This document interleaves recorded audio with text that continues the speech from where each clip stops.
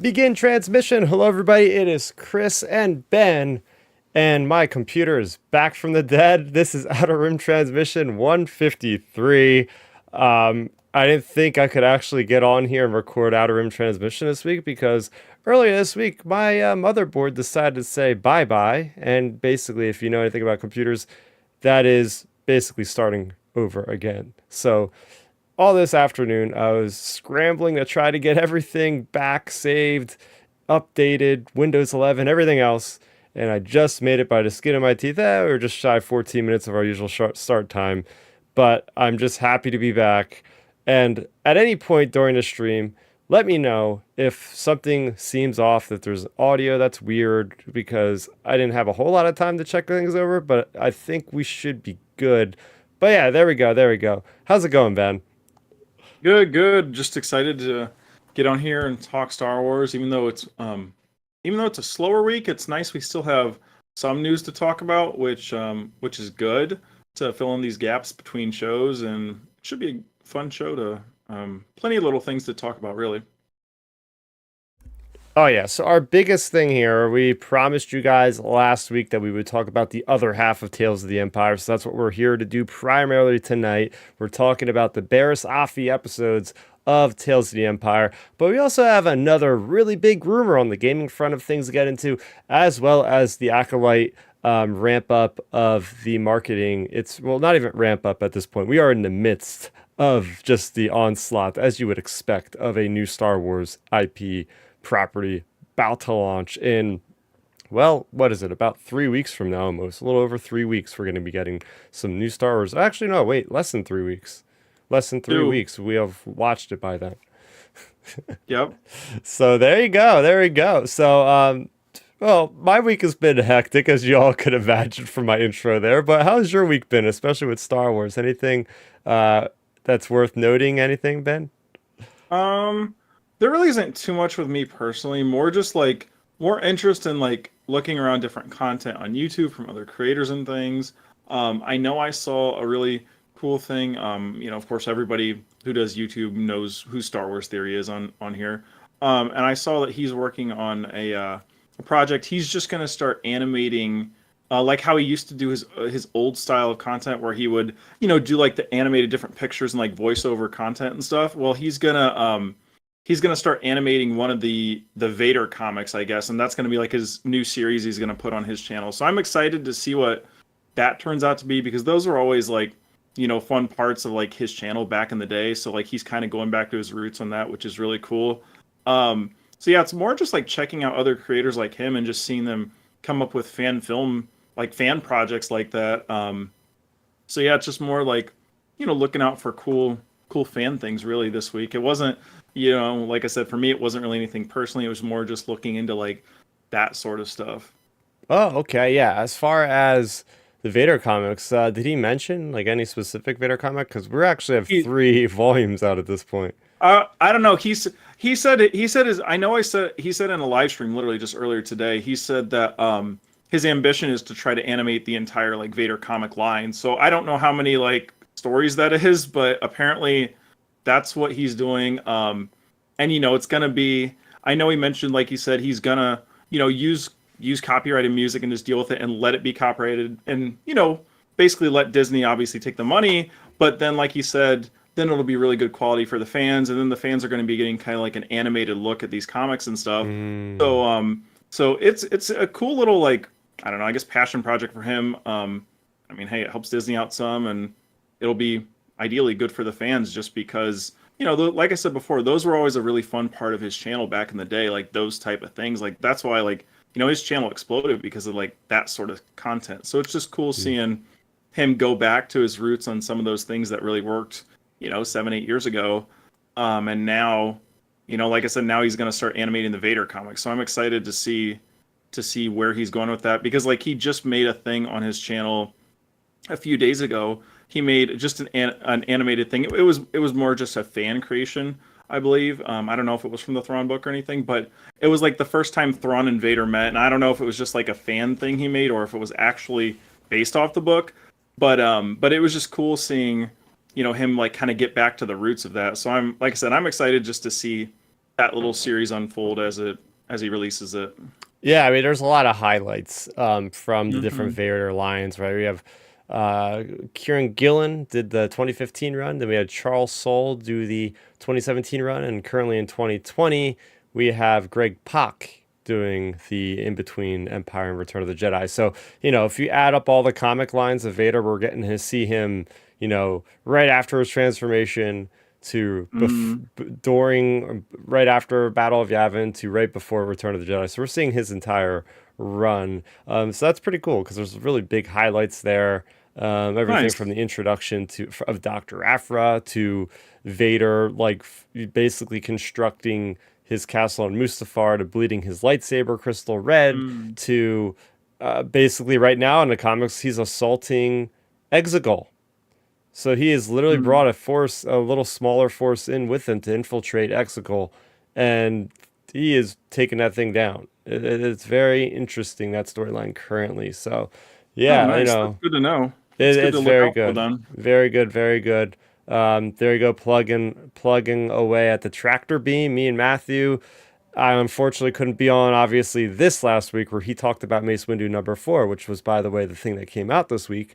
But yeah, we talk every week about the comics and big, kind of like me and you, Ben and Milton, discussing Star Wars news in general and episodes. We do the deeper dive on the comics over there. So if anybody that's interested, go ahead, give the Star Wars Underworld channel a subscribe. That's where the tractor beam resides, and we go live every Wednesday. I will be back, barring any crazy computer issues, this upcoming Wednesday at 9 o'clock p.m. Eastern. So there you go. Getting into the housekeeping. We go live just about this time every week. That is Sunday around 7 p.m. Eastern Time. You can join the lovely chat room, such as Dark Nerdy Gonzo and other positive Star Wars community members, to chat away, to just have some fun on a Sunday night. We're getting a week started good. We're getting a week started good, or in some cases, I guess, winding down good, depending on your perspective, I guess, of your work schedule. But yeah, we're also available to download on any podcast streaming app of your choice. Just search Outer Rim Transmission, Spotify, Apple Music. If there's a way to rate us, please go ahead and do that. And super chats are enabled if you want to support the channel here. So, getting into it, I already kind of did this, but yeah, Mace Windu #4 came out. I do not have a review of that as I normally would because hence computer issues, but I'll probably be just folding that review into this upcoming week's comic issue, which I believe is Star Wars issue 47 or 46, something like that. So yeah, look for a double review coming up this Wednesday, or actually it will go up Thursday. But anyways, let's just dive in to the meat and potatoes of this episode. We've already given our thoughts on like the overall scope of Tales of the Empire when it comes to both having Magistrate as well as Barriss Offee in there. I don't know why I blanked on her name, but at least I was able to remember Magistrate for some reason. Um, Oh gosh, we are off to a great start here. This is what happens when you just don't use notes and you go right in. Um, Not that I had Morgan notes on Elsbeth. this. Morgan Morgan, Elsbeth. yeah, Morgan Elsbeth. Thank you very much, Morgan Elsbeth. But no, we are talking about Barriss Offee, and this to kind of bring us into these episodes. We're going to be talking about each one of these episodes are on Disney Plus. They are Devoted, Realization, and The Way Out. We'll talk about them each individually, but first off, I want to get your thoughts overall on her episodes, Ben. Yeah, I mean, overall, I think they were the. I think this was the better arc of the two, I would say. Just because, like I said before, the prior one was. Well, I mean, both of these kind of feel more like good Clone Wars arcs, but this one feels like a little bit better of a Clone Wars arc, if I would have to say. So for me, I think it was pretty good. It had some good moments. Um, I liked the direction it went overall, in terms of like her character and the way they did things. But I of course like dinged it, based on the issues with the Vader stuff we discussed before, in our prior breakdown. But like overall, in terms for her character specifically, I think it was a pretty good overall arc for her, just because it was just like a well-rounded, I would say, like character journey for her, and it made it made her not redeemed, but it kind of just, I feel like it was good closure for her character, I would say. Um yeah, I would say that would be kind of like my main word for this thing. It was good closure for her character coming out of Clone Wars, and we finally, finding out where she's at, what happened to her, and where she goes from then. Here's the thing: we've been getting these fan theories ever since the Clone Wars ended, right? Of every time we have a Hmm. masked, helmeted character, it's always, is that Barriss Offee? Is that Barriss Offee? Right? So this Yep. almost kind of felt like Filoni and company saying, okay, we're gonna just set the story straight once and for all, so we have Oh, no more 100%. debate on what is happening. So I think that's what these Tales episodes do really well. And actually, over the weekend, I introduced my girlfriend to Tales of the Jedi. And I think what all these tales do so well is the idea of maybe giving a story to a character that wouldn't otherwise have any room in another series to get that story told. So they do a really good job of like, where would Dooku fit, right, in a prequel type of story? Nowhere. But they make a Tales version of him because it fits. So stuff like that. So, okay, Barriss Offee, we get this entire version of her, and it is very satisfying. It is very satisfying seeing just the fruition of the Inquisitorius program. Having read Star Wars Inquisitor by Delilah S. Dawson last year, favorite book that came out for Star Wars, and seeing so many of those elements playing to the fact. Also, a lot of nods to like Jedi Fallen Order and different things like that, where we already have a good idea of what the Inquisitor program is, but we're getting to see, Fortress Inquisitorius. We're getting to see the folding in of the Jedi um, into the Inquisitorius program and how that transition works and how people are, you know, their loyalty to Vader and the Empire is tested in brutality, which is a complete adversity from the Jedi, right? So for me, it was really cool. We got this total story from start to finish in like 40, 45 minutes or so that really peeled back the layers of Barriss Offee. We've seen her trajectory in that awesome Wrong Jedi arc for Star Wars The Clone Wars in season 5, and we get to build on top of that. So I was just very happy that we got this story overall. Oh yeah. Oh yeah, for sure. Like it was nice getting it, especially after like, like you mentioned, the whole, oh, is this character Barriss? Is this character Barriss? Is that character Barriss? All these things. Like eventually I feel like it's good they closed it the way they did, just because, Dave doesn't want it to be every single character. Is it Barriss? Is it Barriss? And then it turns out to be a character, say like what's her name, like Shin or something. Like, what if it turns out to be a character like Mm, that, a new character, and then fans are just like, oh, we don't like Shin because she's not Varys, you know? So hmm like, I feel like they had to do that just to like appease those fans, and then as well, just um, like even I'm sure like the Marak stuff from Ahsoka, like mm. even though this show would have already been in the can by the time Ahsoka came out, I'm sure when Dave was writing Ahsoka and seeing how it played out, and once they watched it before producing it, I'm sure he probably thought, "Oh man, fans are probably going to get hyped about this Marak thing. Let's maybe like, hmm yeah, let's double down and wrap up Barris's arc just so everyone's not thinking it's Barriss."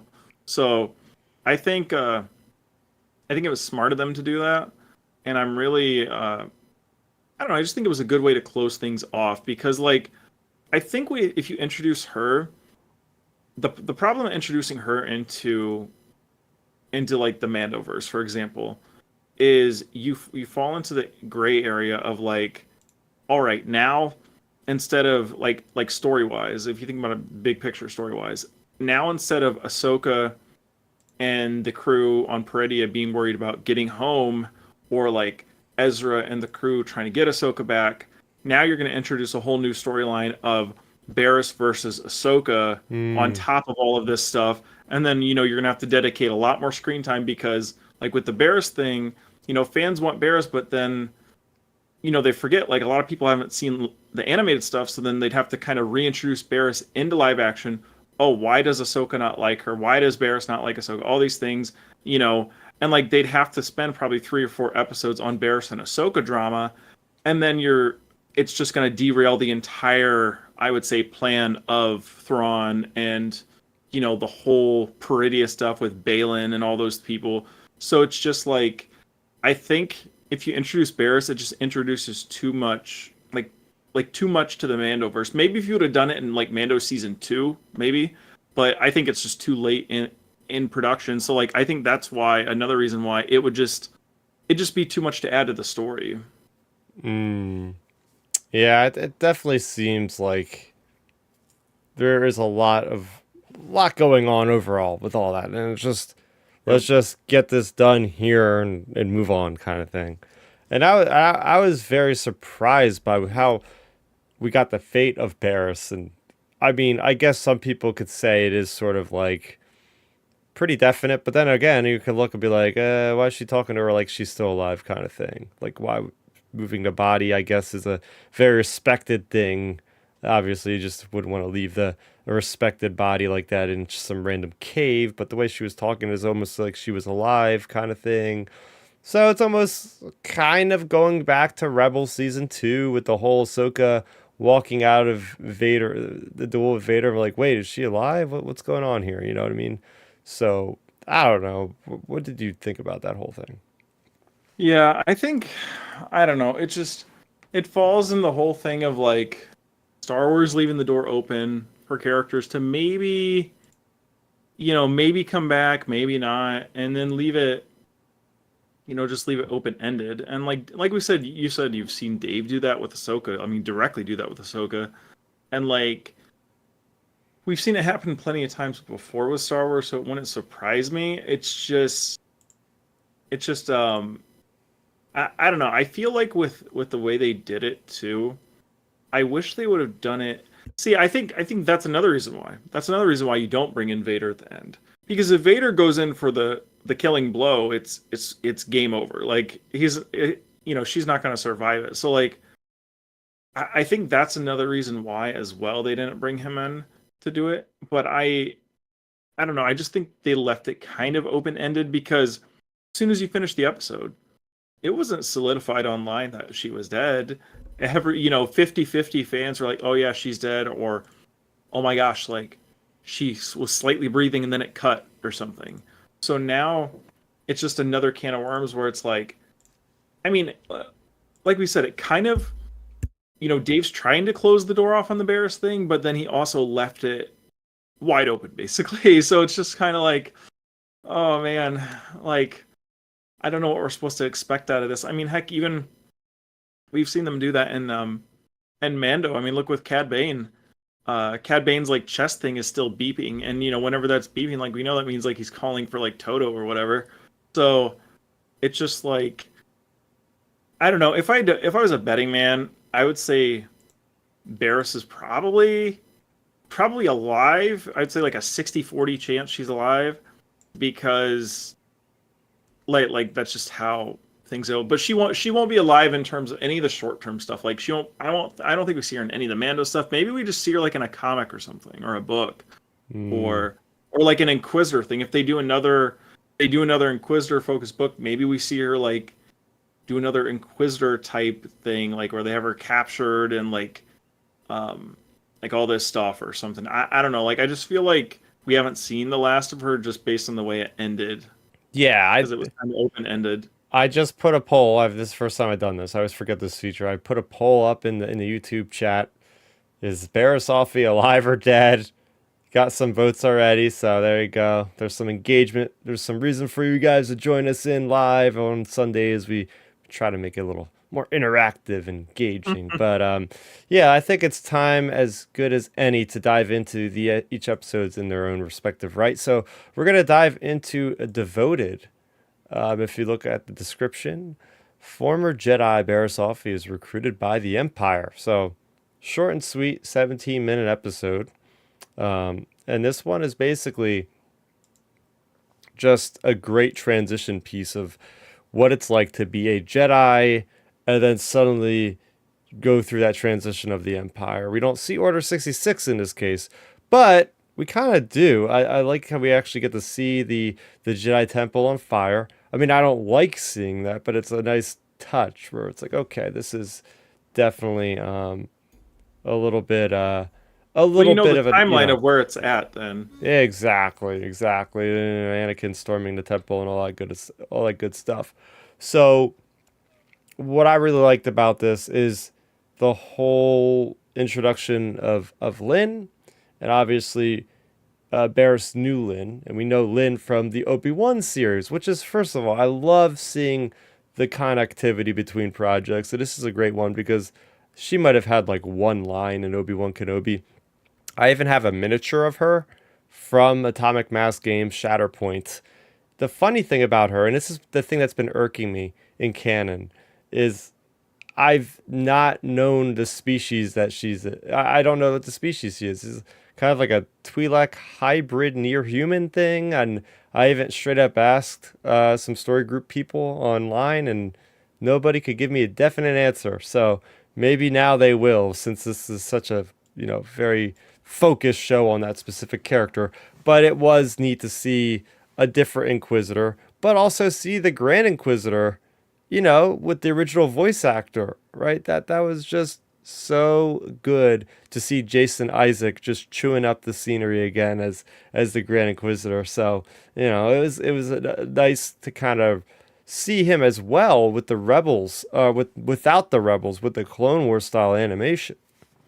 Yep. Oh yeah, it definitely was really nice getting him back in that role again. I think his voice like really fits that character, and then just getting to see, the Inquisitors, um, like doing their thing and like pretty much like recruit. I mean, really recruiting, like kind of force recruiting her into the program.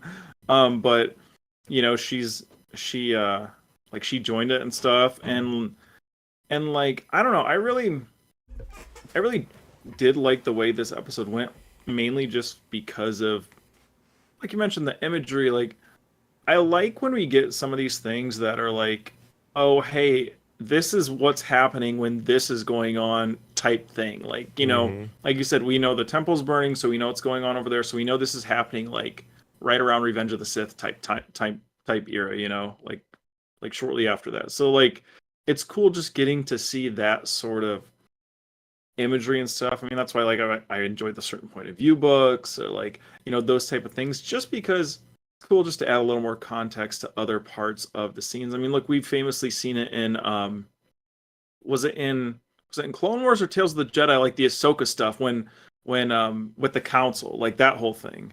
I think that was during Clone Wars, but like like different parts of Revenge of the Sith, like a scene later like is when like Ahsoka's talking to the council or whatever during Revenge of the Sith. Like those type of things. Like I like that type of connectivity. So it's cool just being able to place this episode in the timeline.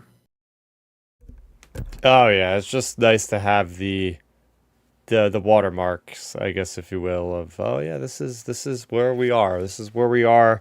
Because things are getting so busy with Star Wars now. When you think about it, like how Mm-hmm. much stuff is built out in this specific time, right? The Bad Batch is going on at this very moment.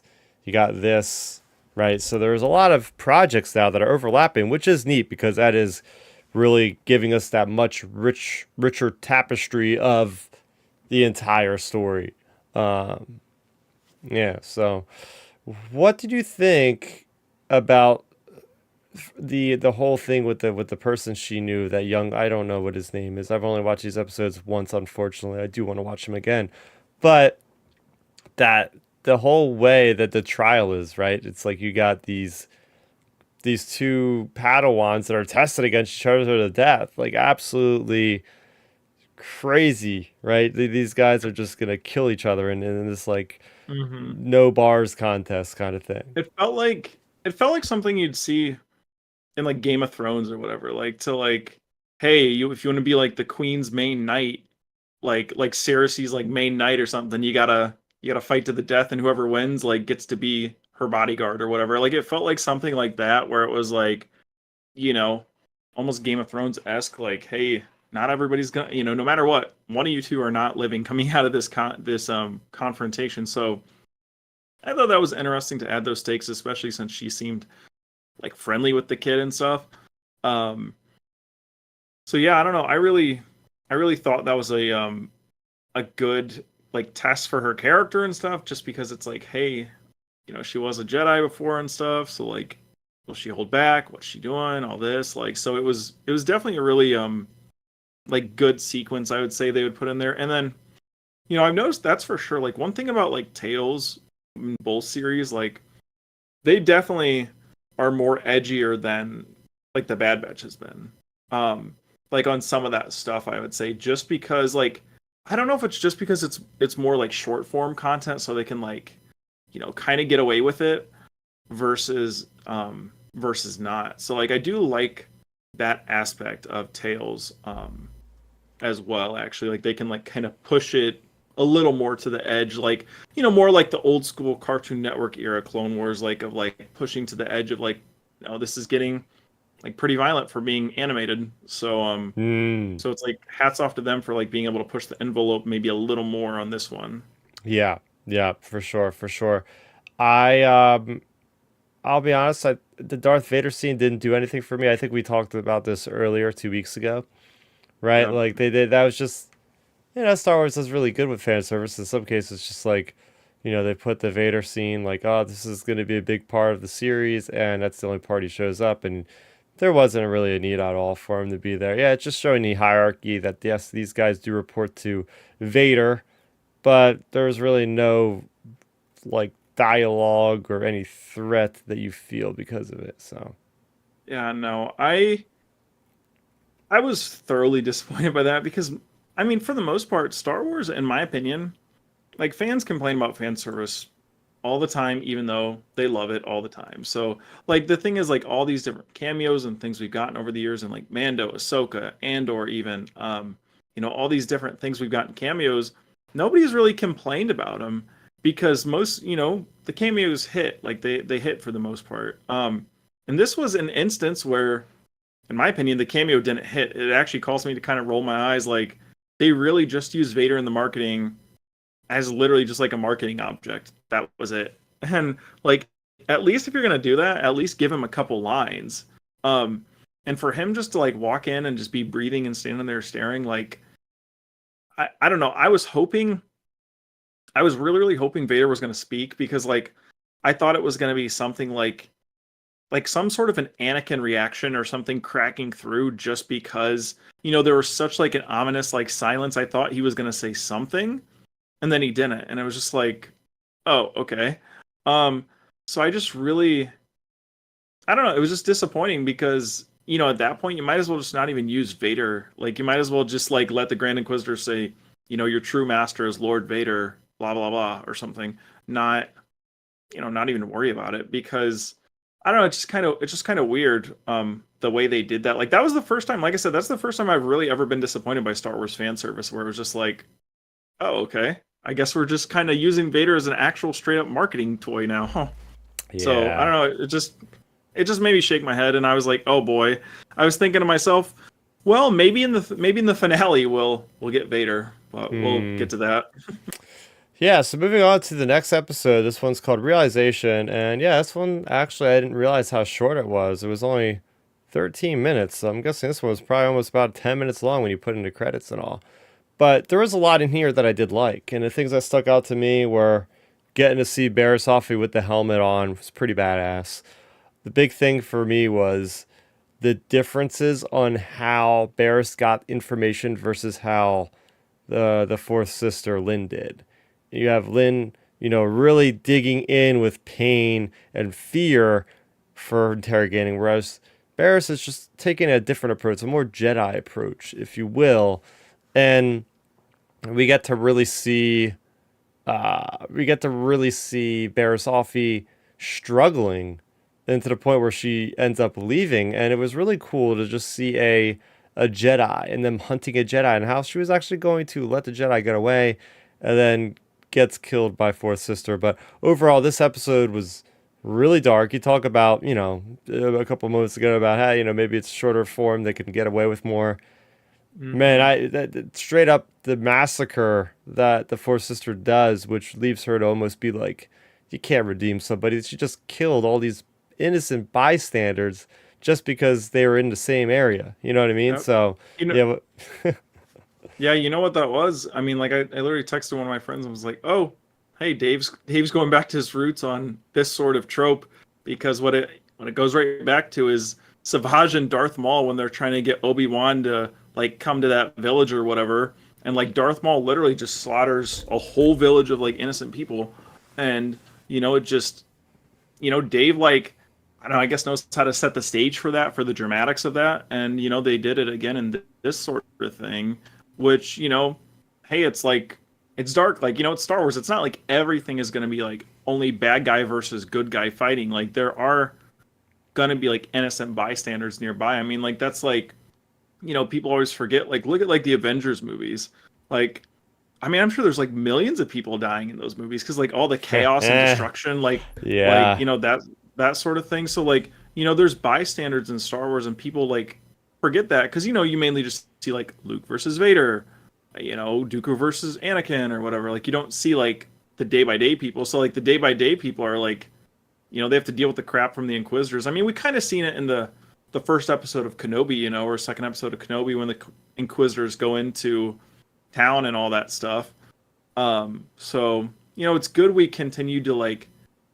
I feel like that's one consistent character that we've seen in like this kind of like Disney era of Star Wars is I feel like the Inquisitors have been a real consistent character, whether it be like the books, Hmm. animated, the video games. I feel like the whole arc of the Inquisitors has been really really laid out like in terms of like connectivity like really well. Oh yeah, and we actually have, I think, yeah, 2 months we're gonna get an Inquisitors miniseries. I talked about it a couple weeks ago.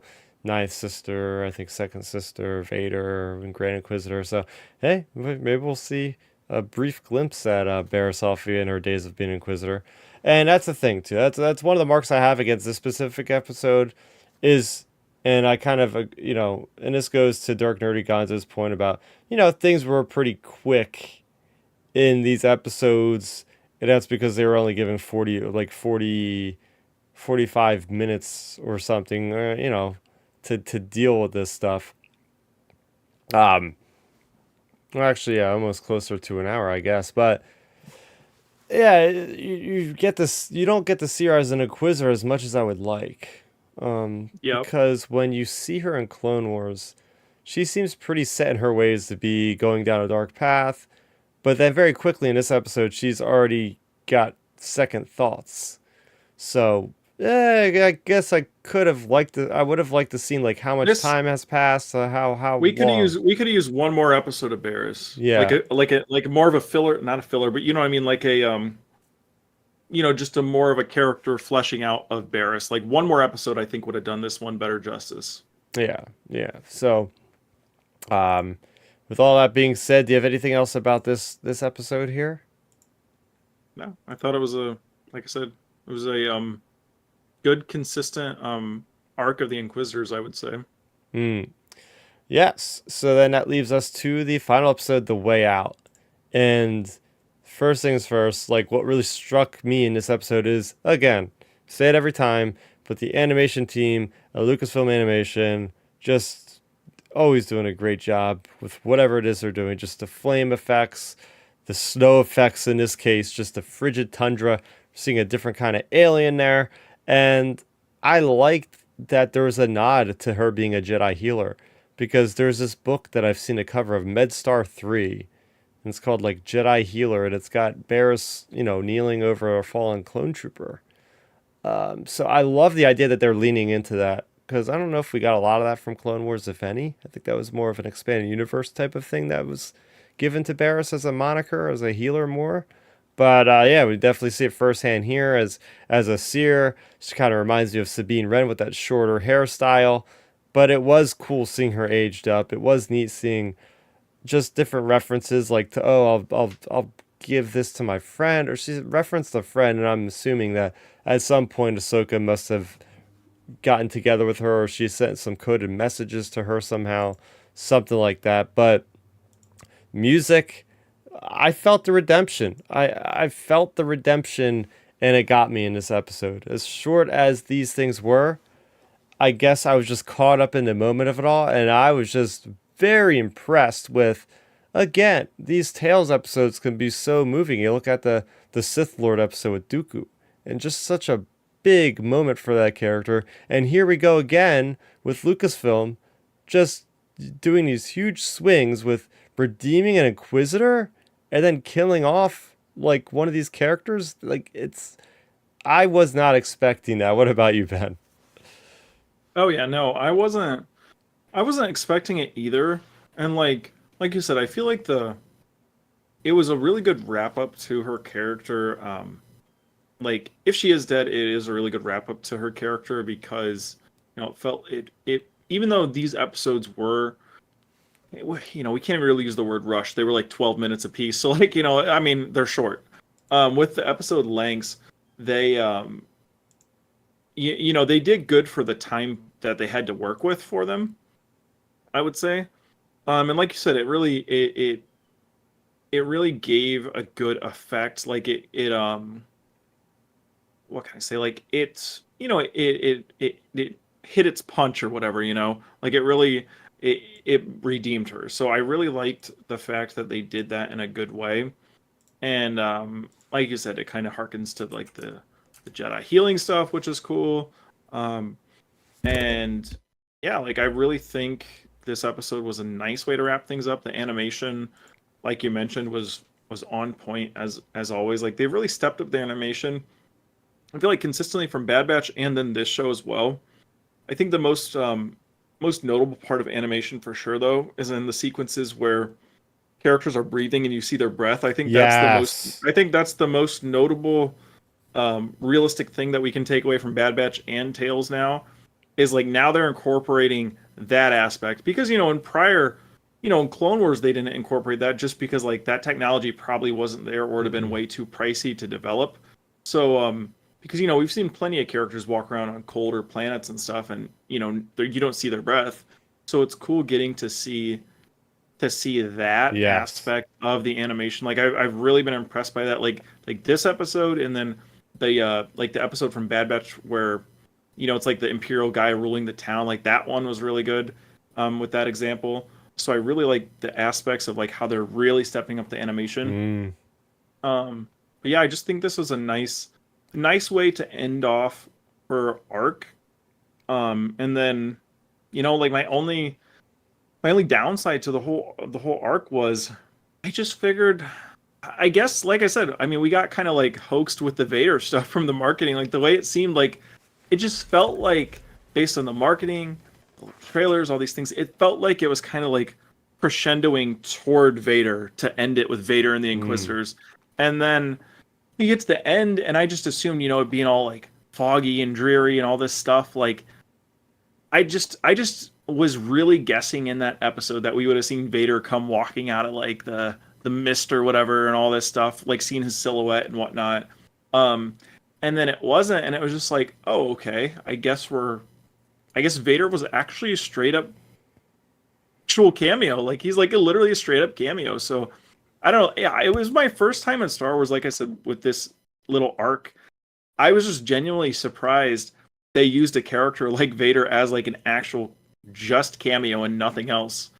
Um, so yeah, like I said, overall, I think it was a good arc for Barriss, and like the only really knock on it is just how they utilize Vader. Other than that, like if you take away all the issues with the Vader stuff with this arc, the arc's very good in my opinion.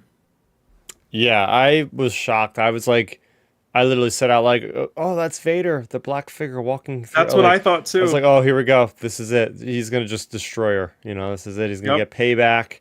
He's gonna blame her on his Padawan's fall or leaving the Order and his fall to the dark side or something. Like, all that can be connected to her. This is gonna be pretty awesome." But hey, I'm a fan of Lynn being an Inquisitor. I have this head canon Yep. where Lynn is going to go meet up with Omega, meet up with Asajj Ventress, meet up with Quinlan Voss, and heck, maybe they will be part of this new path thing that's going on. That's shepherding all these force sensitives around the galaxy, safe from the harm of the Empire. And man, oh man, I'm just, counting down the weeks after the release of Tales because it's like, how much longer are we going to go before we know what's next for animation in Star Wars? Yeah, I'm really looking forward to.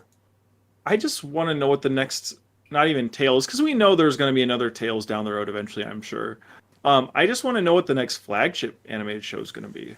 Like, what time period is it going to be? Is it going to be like Omega and the gang, like in during the time of the rebellion? Like, she's wanting to be a rebel pilot. Maybe, hey, maybe that was like the backdoor pilot to a thing of her being working with the rebels. Um, because like, wasn't was Hera a pilot? See, I was gonna message you that the other day. Was Hera was like a pilot, wasn't she? Like maybe she gets involved with Hera and like the Rebels crew, like during the OT. Like maybe you were gonna get a connection there potentially. Like that's what I was thinking, maybe along those lines. Because the thing is, I've seen some folks point out. I haven't gone back to like check it myself. I know I've seen some chatter online, like in like the first episode of Ahsoka, like when Sabine's getting introduced, like apparently people are seeing like there's like Omega's like doll and then like number 99 painted on one of like Sabine's things in her room or something. So like Hmm. maybe we get like a connection with like Sabine and Hera and them during like the OT with Omega potentially. Like maybe we're gonna get something like that. Um, but like I feel like we're trending towards some sort of an Omega focus series during the OT because like if you think about it, we all of our stuff has been like prequel era for animation for the most part, even Rebels, like you know if you want to throw that, pre A New Hope. So like maybe we're going to get something between 4 and 5 or between 5 and 6 with her working as a pilot and doing like random Rebel missions, and then that gives Lucasfilm the kind of cameo power of hey, you can drop in a Luke or a Han or even the more ancillary Rebel pilots like Wedge, for example, or someone like Hmm. that. Like Hmm. maybe, like I think there's a lot of ways they can go with like a potential flagship show with Omega and like a new crew. Yeah.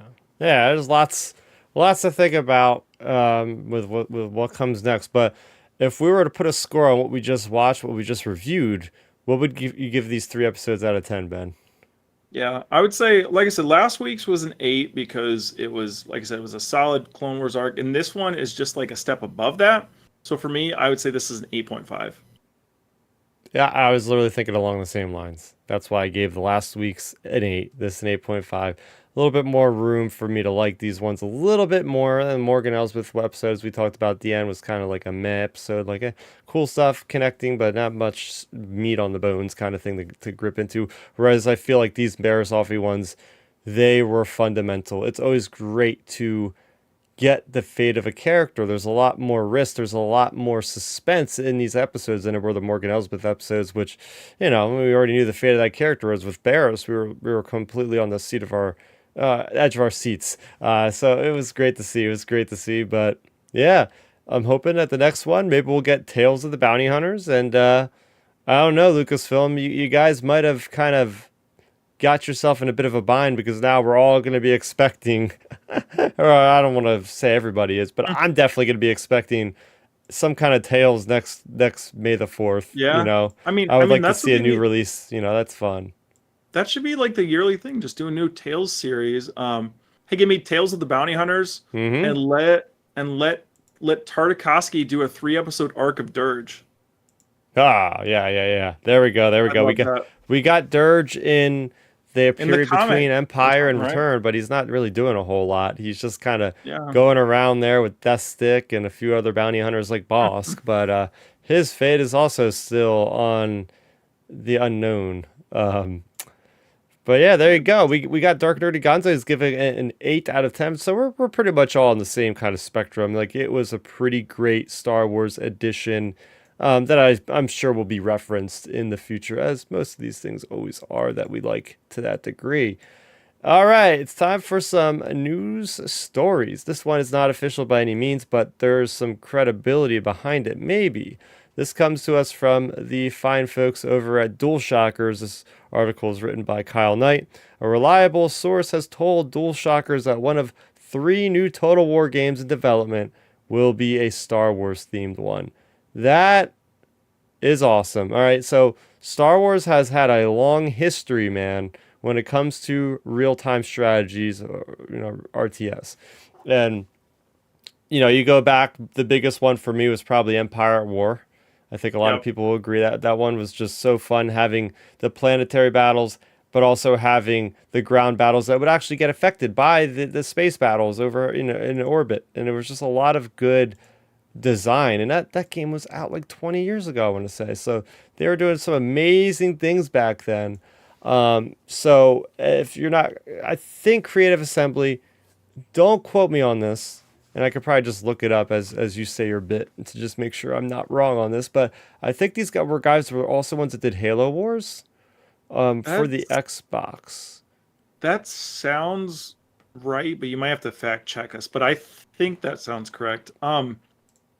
Yeah, just to bounce off your point though, I really like this whole idea, especially because like nowadays you have like it just feels like so many games are like it's just first person, first person, first person, first person. It's cool getting like a real time strategy, a potential real time strategy Star Wars game, because there's so much you can do with it, especially nowadays.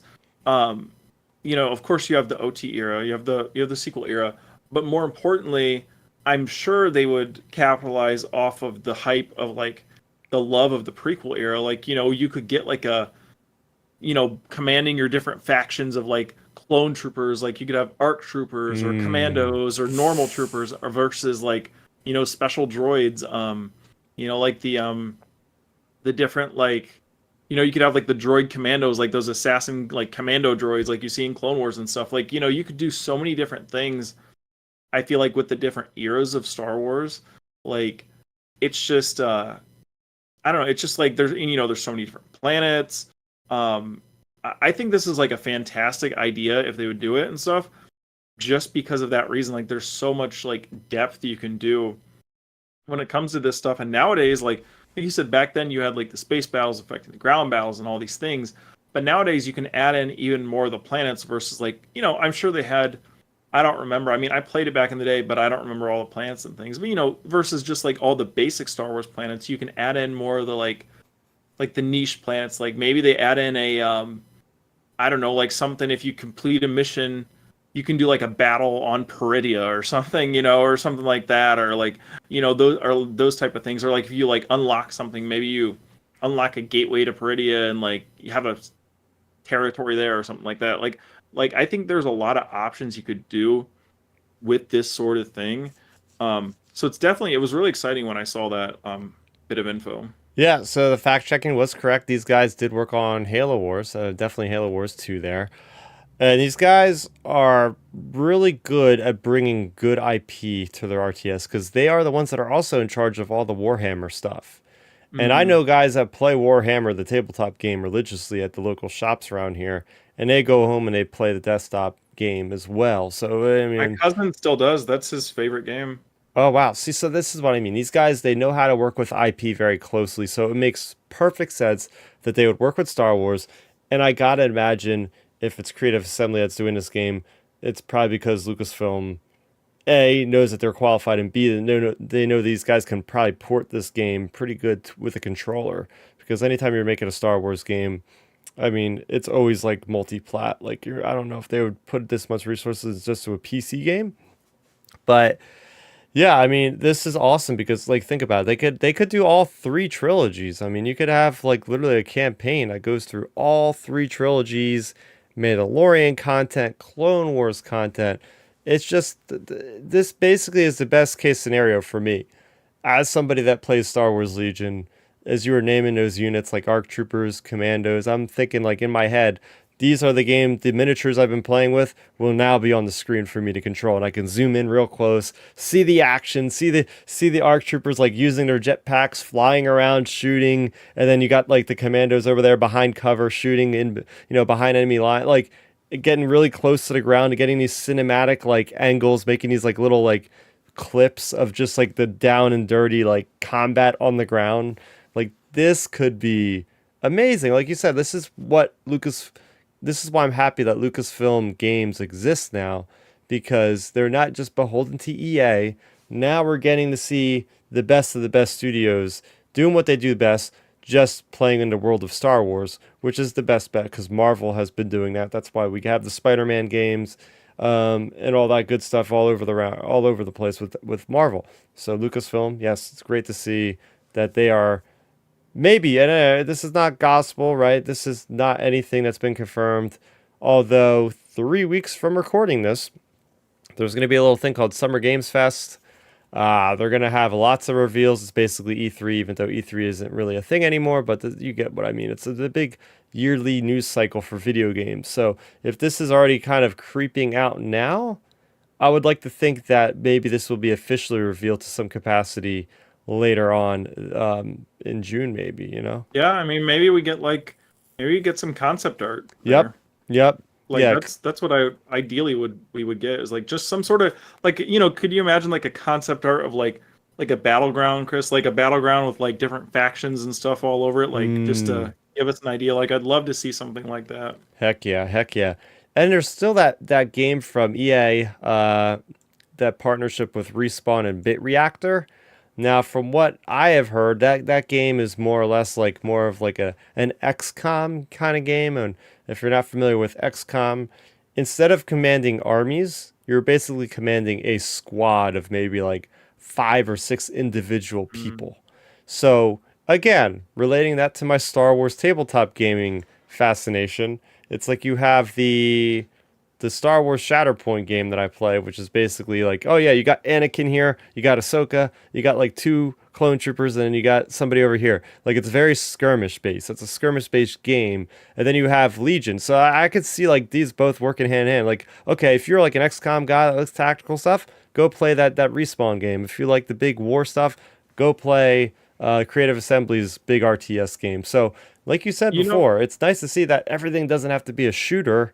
Like, yep. let's kind of, the Lucasfilm has made really great games in the past that aren't just shooters all the time, or action adventures, you know.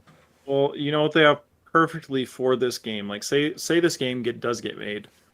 The perfect best potential say unlockable build up to character type situation you could unlock would be Thrawn. Like just imagine if you Ooh, could like unlock a Thrawn and it like I don't know, it just helps you with the strategies like somehow or like it boosts your armies more or like maybe you like have Thrawn activated and like basically like maybe if you're starting to lose, maybe like another fleet pops up behind the enemy or something oh like that wow. to like like because Thrawn's like the perfect character for this game. Yeah, he is. Yeah, he is like the mastermind of fleet tacticians. Like I could see Tarkin being in there. Arkin, yep. I just remember like a vivid memory of me playing Empire at War, and it was filling in the gaps of the stories in between the movies. Because, for instance, I think there was a mission where you actually get to control, what is it? The guy Antilles that's in Revenge of the Sith. What's his first name? Like the guy that has the Tantive V4. Captain Antilles, I guess. I'll just call him Yeah. Captain Antilles. I don't know why I was thinking Bail Antilles, but I thought basically, Bale too, but I don't know why I thought that. basically you command you're commanding that Tantive V4, and you're going around recruiting for the rebellion like right after Revenge of the Sith. So you have your little vessel and you're traveling the galaxy. It was so cool. Then at one point, if you were playing Empire, you could literally command a Death Star and completely decimate a planet, like one shot the planet without even have to to engage in any kind of battle. Like that was so Hmm. fun. Yeah, like it's that type of game's fun, I think, as well, just because it gives you to me like something like that's fun because instead of you getting like the personal story of say like Cal Kestis, you get like a more grander view of like interacting say with the Star Wars universe, like versus like one focus story you're dealing with like a lot of things across the galaxy, like planet to planet, multiple people, all this stuff, and that's definitely an exciting thing. I'm really interested to see if this comes out and whatnot because it has really good potential. Oh yeah.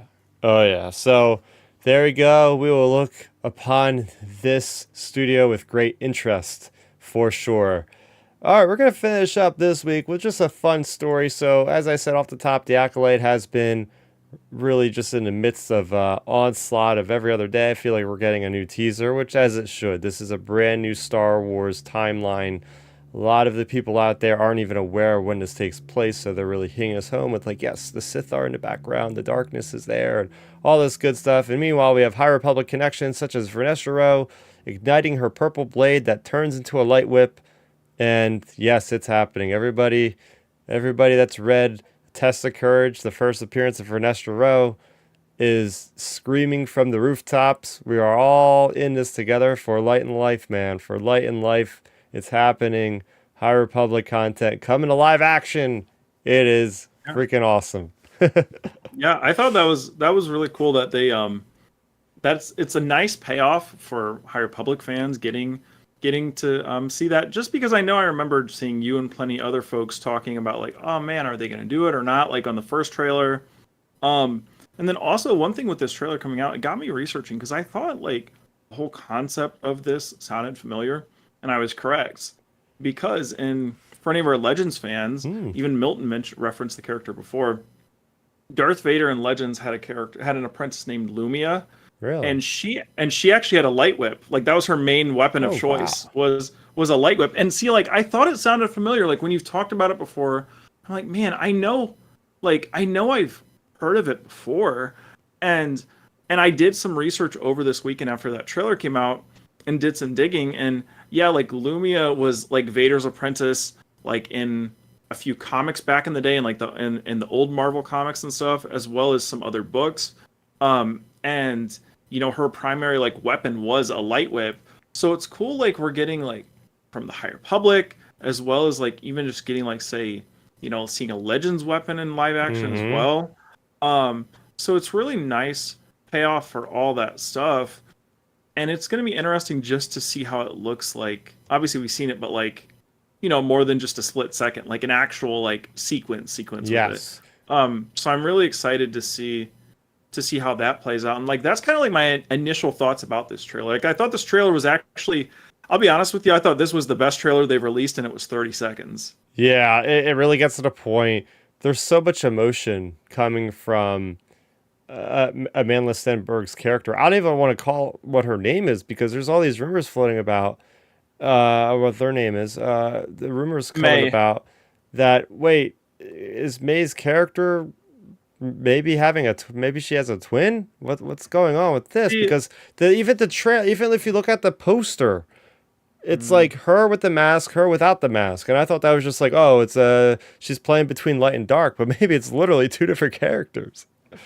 well, see, that's what gets me thinking because like, I've seen other people talk about it. Like I've done some like research on like the general like bullet pointed like kind of theory on this running theory on this thing, and basically it stems from Leslie Headland, like her giving interviews talking about how she's taken inspiration from like Frozen and Kill Bill and all these other properties where it's like sisters or twin sisters, like, one being good, one being bad, that sort of thing. Like, that whole twin sister vibe. Like, so she's talked about that in past interviews before. And then also I seen another interview from her, I believe it was last week, might have been the week before, but she had mentioned she took inspiration from the Wrong Jedi arc. Speaking of Barriss Offee, Hmm. the inspiration from the Wrong Jedi, which we know what happens in that. Like Ahsoka gets framed, and Barriss like Ahsoka gets framed, and nobody believes her and stuff. So like if you add in that, you add in the twin stuff, it just makes you wonder like and then you see in the trailer her saying, "No, it wasn't me. It wasn't Yep. me." All this stuff, yada yada yada. Like that whole thing like all right, if you were like that evil, like I don't think you'd be like running scared like that. You'd probably be like ready to try to fight Yep. Master Soul, and like you'd be ready to Hmm. be like, okay, it was me, I was caught, let's go, that sort of thing. So I feel like if I had to put a percentage on it, I think this whole twin theory, like I'm saying like it's a really strong 80%. Like I mean I'm very confident in it. Like based on, just the puzzle pieces they're adding up like 75, 80%. I think it's a very strong possibility. Yeah, yeah. I also want to shout out something you've wanted to see for a very long time from this little teaser is Kel Naka wielding his Mhm. green Yeah, saber, man. I I was really excited about seeing that. Like that was such a nice touch, and like we said, I can't wait to see him in combat and like how it just like we said before, how his character is going to be moving around with a lightsaber and stuff because like Wookiees are like almost 7 foot tall or whatever. Yeah. So it's going to be really cool just seeing how he interacts with stuff like I guess just like even assuming like obviously even small characters like Yoda, I mean, obviously are strong in the Force. But, seeing a big hulking Wookiee, you assume he's probably like really strong in the Force or something. Like maybe it more like the brute force stuff, like force pushing or those type of things. So like maybe um, we're gonna really get to see him in action. And Yeah. one peculiar thing to note real quick too, before you get to your point, one of my friends pointed out to me. I didn't notice it before I started like really like looking at the trailers. Like if you notice, most of these Jedi characters we've seen are in different locations, or it looks like they're in different background settings and stuff for the most part. So the thing is, it makes me wonder if these string of Jedi we're seeing in the trailers are the ones who are going to be slowly getting taken out. Like, Yep. you see like Trinity's character get taken out. You see Chewbacca, or not Chewbacca, Cal Haka getting taken out. Like, you see these characters because the backgrounds for the characters Mm. are definitely different. So it makes you wonder. My friend pointed that out to me, and I was like, oh yeah, I got to bring that up on the podcast because Yeah. that's a good point. And first and foremost, this show is billed as a mystery thriller. So for Mm, that to happen, that means there's probably going to be some murder going on. They keep saying somebody's been killed in the teasers and the trailers. The Jedi has been killed. We're trying to figure out who it is. As simple as that. That's all the viewer needs to know is, okay, this is an interesting time period. But, what I was going to say is like the Wookiee Jedi. I want to see some brutality. I want to see him like maybe yeah. like hitting somebody with the back of his giant fist and then slicing him with the saber, like some cool stuff we haven't seen, like just using physical force, but then saber and force combined, just with like his overall size would be a really cool way of going about it. Oh yeah, I completely agree. Like his character is going to be a really fun one to watch, especially like unfortunately I feel like he's going to get taken down, but I Yeah. feel like his character is definitely going to be one that doesn't go down without a fight, I think. So like I'm really really excited to see like how his character like handles himself in action and stuff. And then also with this trailer, it just I don't know. I just thought it was such a good trailer. I really did. Like you got you to me, you checked off all the boxes. Like you had some action, you had some intrigue. Like say the light whip thing, that's an intrigue for new people to be like, oh, what's this? You have a Wookiee Jedi. You have the mystery of like the character saying, oh, it wasn't me, and Li Jai being like, yo, I'm gonna bring her in, blah blah blah. Like this Hmm. whole thing. Like to me, I think this has been like the best trailer so far for the series, which it's nice. Like we always say, like John Campy always says, hey, if it raises your excitement and did its job, and for me, it raised my interest a lot more in the series Hmm. because I've been, I would say, skeptically optimistic about this series. I would say yeah, I would say skeptically optimistic. So it's nice just getting to see something that like makes me not as worried about the series, where it'll be like, oh, this looks like it could actually be pretty good. And also, a thing to keep in mind. So like there's that account on Twitter. I can't. It's like Cryptic HD something something whatever.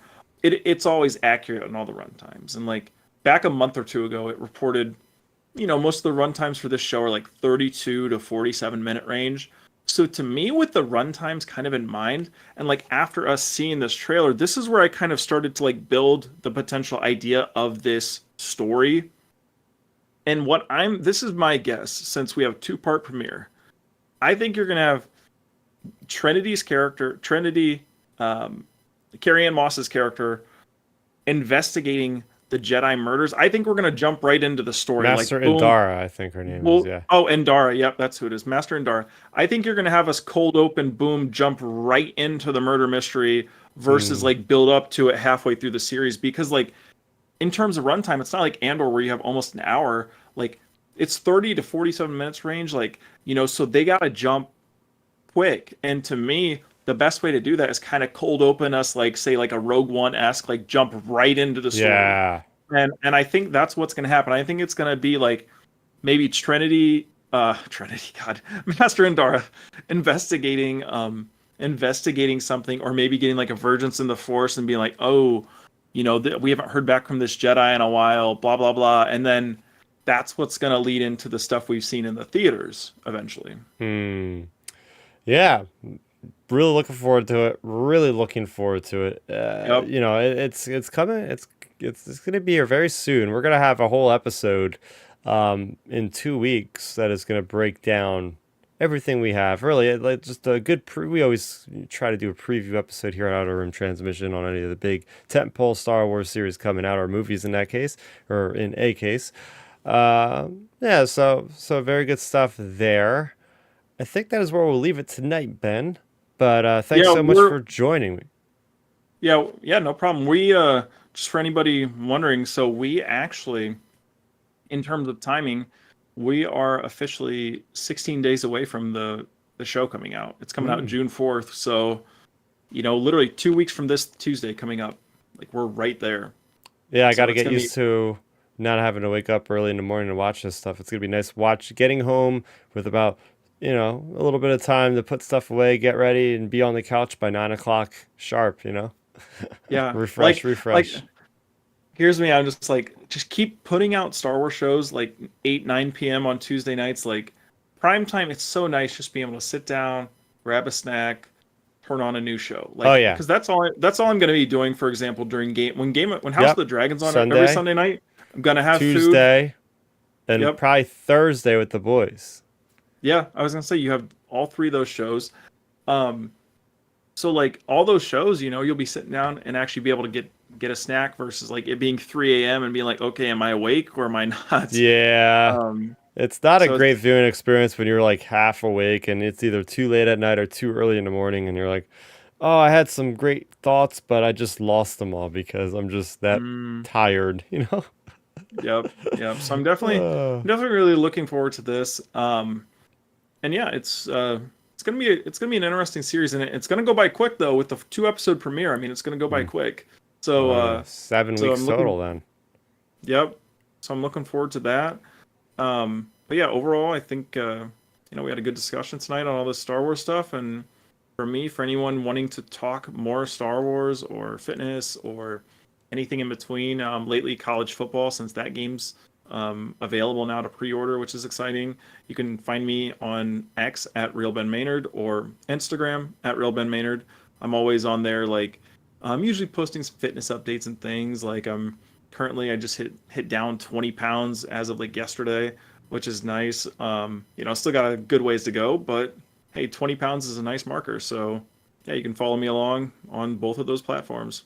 There you go. And you can follow me right here, youtube.com/Starrapter. You can also follow me on X, I guess. Now they even took Twitter out of the username thing there, the web page. Now it's just x.com @Starrapter. And you can find Milton everywhere at Milton Weber 7. And Yep, or Milton 7 Weber on Instagram. there you go. There you go. So I'm happy that I was able to record tonight. I was lost without this darn PC. I joke around saying it's my second girlfriend. So it's back. It is back. It is alive. And we'll be back here same time, same place next week. So for Ben, for Milton, who couldn't be here, for everybody in the chat, such as Dark Nerdy Gonzo, there we go. There we go. That's Outer Rim Transmission, episode 153. Thanks for watching. We'll see you next time. End transmission.